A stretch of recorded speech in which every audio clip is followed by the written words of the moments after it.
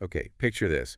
You stroll on the Slinky Dog Dash, maybe hop over to Rock and Roller Coaster, squeeze in Mickey and Minnie's Runaway Railway, all without staring at those huge wait time boards or, feeling glued to your phone all day. Sounds amazing, right? Because, let's be honest, trying to plan a Hollywood Studios day can feel, well, overwhelming sometimes, almost like a military operation. Totally. It really can, and that's exactly why we're doing a deep dive today.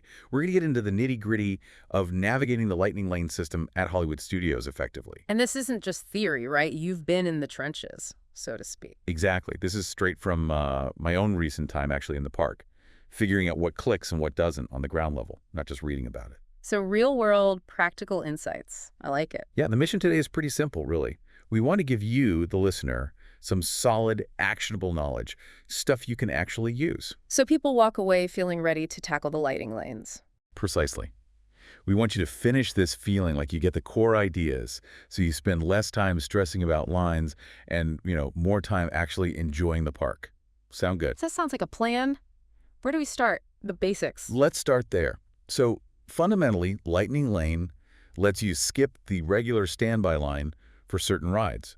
It's a virtual queue system, essentially. Access through the My Disney Experience app, yeah. Right. You use the app to make reservations for these shorter Lightning Lane queues. Now, the key thing is you can hold up to 3 of these reservations at any one time. 3 at once, okay.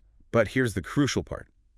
As soon as you actually use one, you tap your band or ticket at the ride entrance goom, you can book another one right away. Ah, so it's a continuous cycle. Ride, tap, book again. Exactly. Ride, book, repeat. It keeps things moving. Now, there's a big perk if you're staying at a Disney Resort hotel. Oh, yeah. What's the advantage? You get to start making those Lightning Lane bookings a full 7 days before your check-in date. That's a massive head start. 7 days. Wow. Okay, compared to almost off-site guests. Off-site guests can start booking 3 days before their park visit. Still decent, but that extra 4 days for resort guests, huge for grabbing those super popular rides early. So that pre-booking window is really, really critical. Definitely pays to plan ahead if you're staying on site. Oh, without a doubt. It's a clear reward for planning.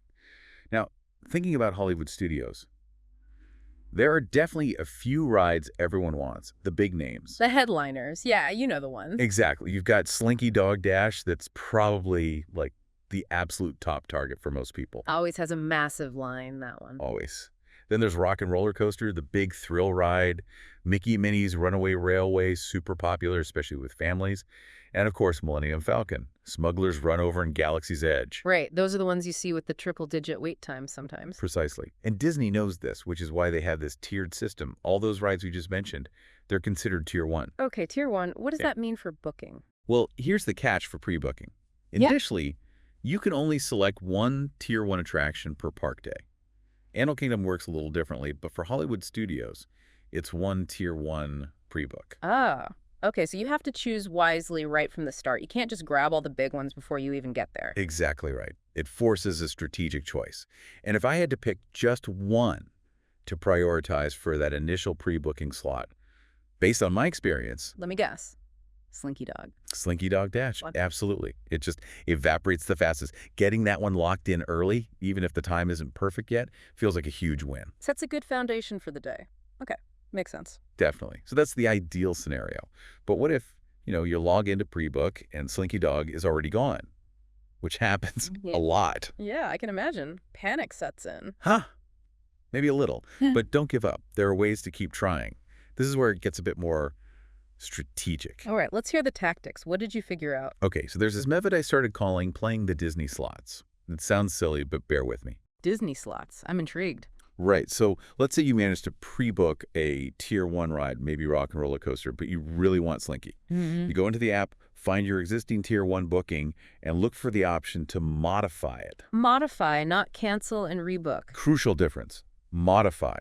When you hit modify, it shows your current time and then other available times for other rides, including Slinky if anything is available. Okay. If Slinky isn't there or the time isn't great, here's the slots part. Yeah. You literally just keep refreshing the screen. Swipe down, check again, swipe down, check again. Just repeatedly refreshing the modify screen. Yeah, because people change plans, cancel, modify their stuff Spots open up randomly. It might take, 5 minutes. It might take 20 refreshes, but eventually a Slinky Dog time might just pop up. Huh. So persistence with refreshing the modify screen can actually work. It really can. Yeah? It takes patience, obviously, which is why my big tip is do this in the days leading up to your trip. Got some downtime, waiting for coffee. Instead of scrolling Instagram, pop into the app, try modifying that tier 1. See if Slinky appears. Use that pre-trip waiting time productively. Well, Smart. I actually snagged a Slinky Dog pass this way. It was like the second day before we went. Yeah. Just checking casually a few times. The time wasn't ideal. It was for late evening, but just getting it felt like a major win.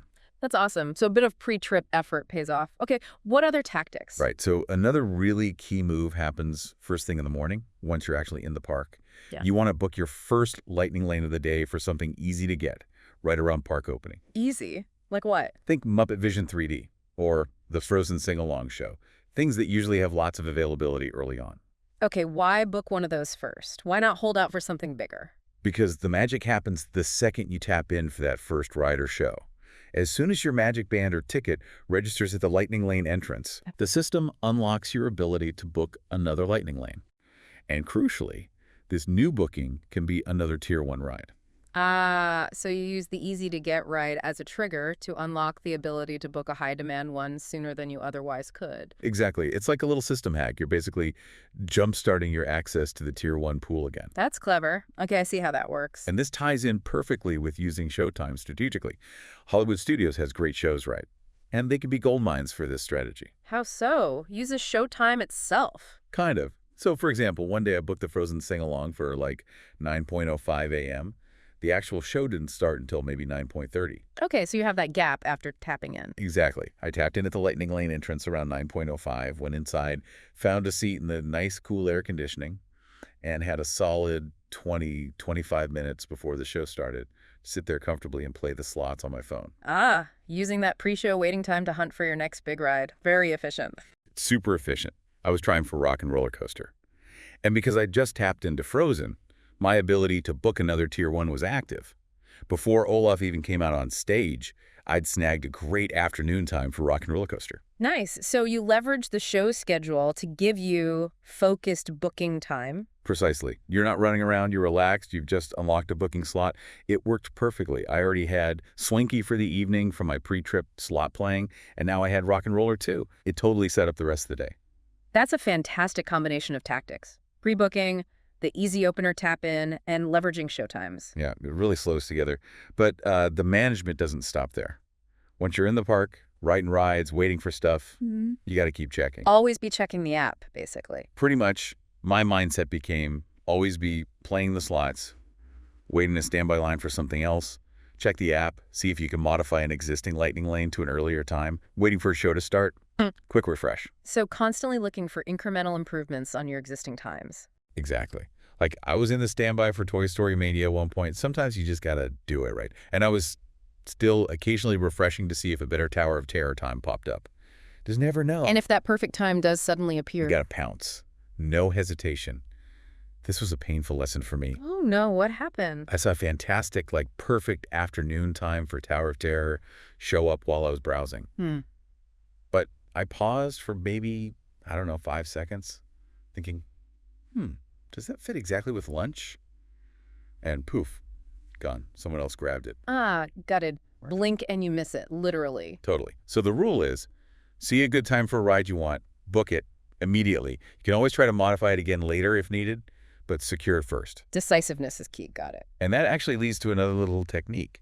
Always try to modify an existing lightning lane instead of booking a brand new one if you can. We talked about modify for snagging the Slinky, but why is it better generally? Speed. When you book a totally new lightning lane, the app makes you confirm your party members. Tap the checkboxes next to everyone's name. Right, it takes a few seconds. Exactly. Yeah. But if you're modifying an existing reservation, it skips that step. It assumes the same party. So if a really hot time slot appears for, say, Slinky Dog, modifying saves you maybe 3-5 seconds. And sometimes. That's all it takes to beat someone else to it. That's a brilliant micro-optimization. Shaving off seconds makes a difference. It really can for the most popular ones. Okay, one more technique.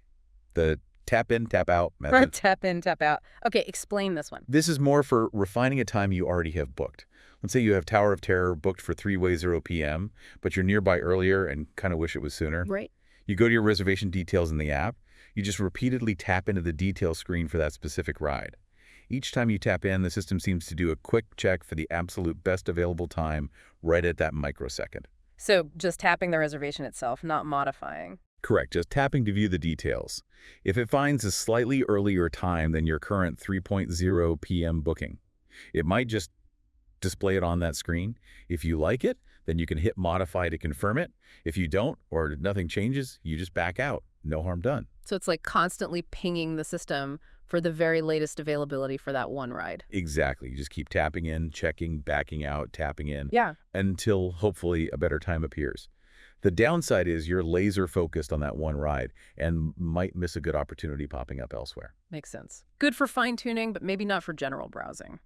Okay, what about those Tier 2 rides, like Tower of Terror, Toy Story Mania? They're tough too, right? Oh, absolutely. They're super popular. And because everyone can pre-book 2 Tier 2 rides, unlike the single Tier 1 limit, those slots can fill up really fast in that initial pre-booking rush. So they can be hard to get early in the day.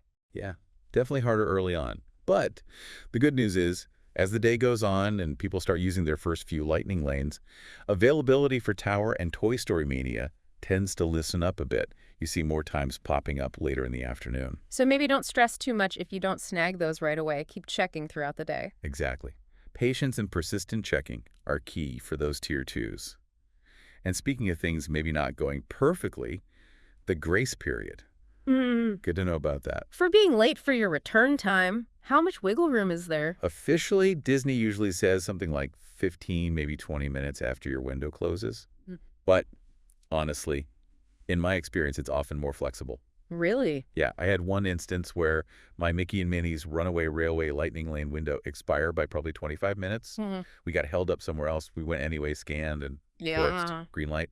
We got in. Oh, that's good to know. Takes a bit of the stress off if you're running slightly behind. Definitely. Oh. Don't abuse it, obviously, but there seems to be some leniency built in. And here's another weird quirk I noticed. What? Even though that Runaway Railway pass had technically expired when we tapped in, it still seemed to count as a tap-in for unlocking my next booking. Wait, really? So the expired pass still triggered the ability to book another one? It seemed to. For a brief period, the app actually showed me holding 4 Lightning Lane reservations simultaneously.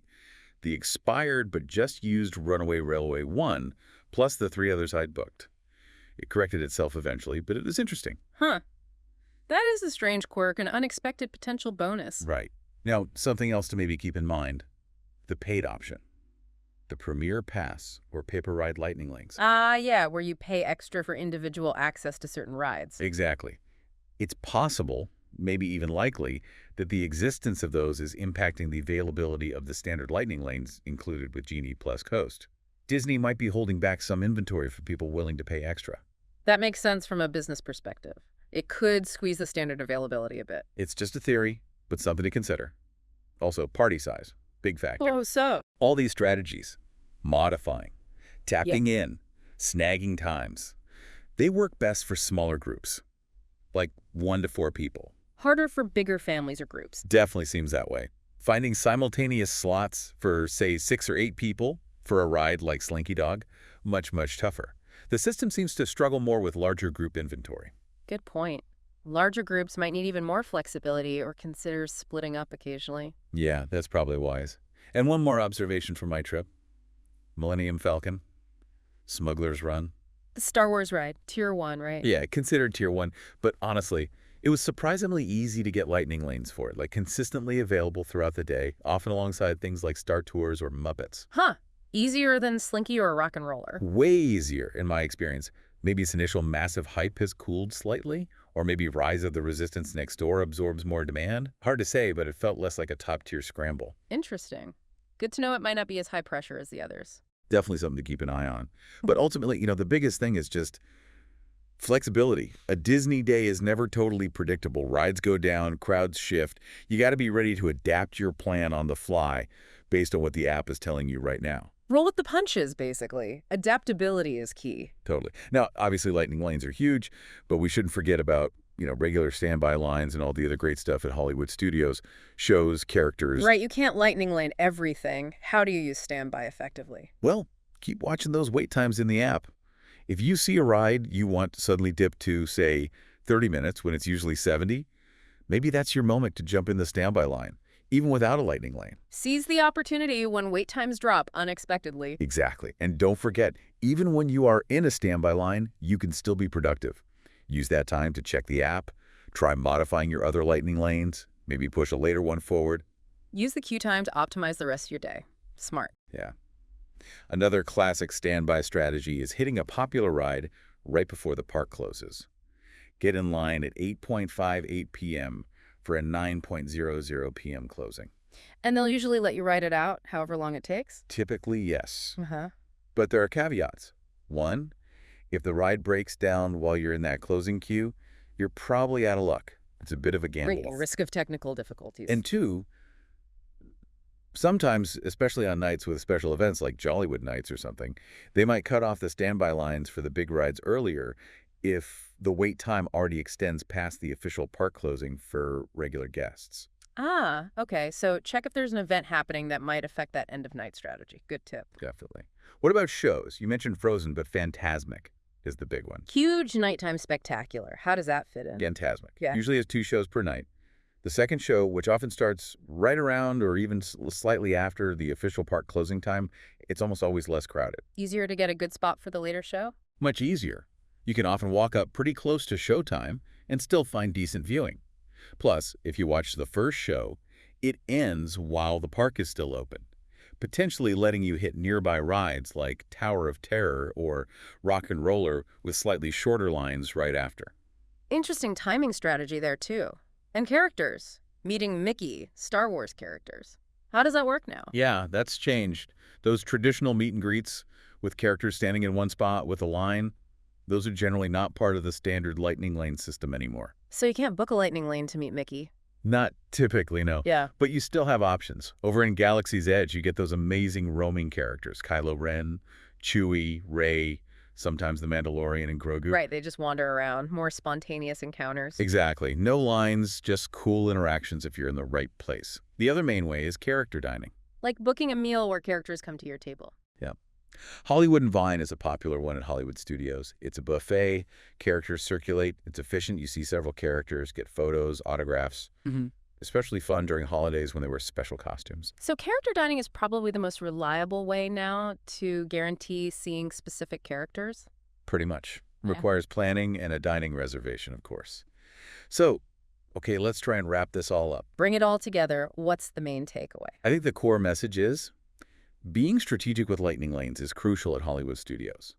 That means really leveraging that pre-booking window, understanding the Tier 1 versus Tier 2 distinction, and smartly using things like showtimes to create booking opportunities. Do that, and you can seriously maximize your rides without feeling chained to your phone constantly refreshing. Exactly. A little planning and these in-park tactics go a long way.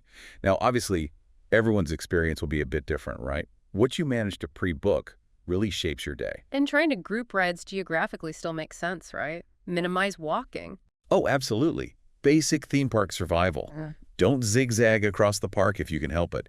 Clump those lightning lanes together by land when possible. Makes total sense. Save those steps. So, final thought to leave people with. Mull this over after you're done listening. Think about these ideas. Understanding a priority system, using downtime, being flexible. How could you apply these same kinds of strategies to other situations? Not just Disney. Maybe navigating other crowded places, managing busy schedules, getting sought-after reservations for something else entirely. Applying theme park strategy to real life. Kind of. The core principles seem pretty universal, don't they?